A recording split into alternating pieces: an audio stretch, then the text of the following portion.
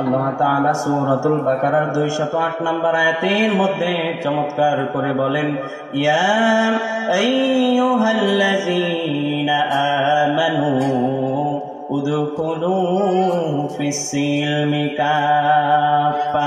মুসলমান দাবি করো, ইমানদার দাবি করো, পরিপূর্ণ ইসলামের ভিতর ঢোকো। ওয়ালা তাত্তাবিউ খুতুওয়াতিশ শাইতান, নিশ্চয় শয়তান তোমার প্রকাশ্য দুশমন।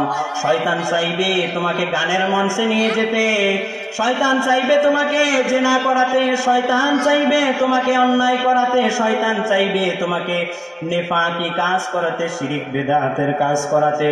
কিন্তু তুমি যদি ইমানদার দাবি করো, পরিপূর্ণ তোমাকে ইসলামের ভিতর আসতে হবে।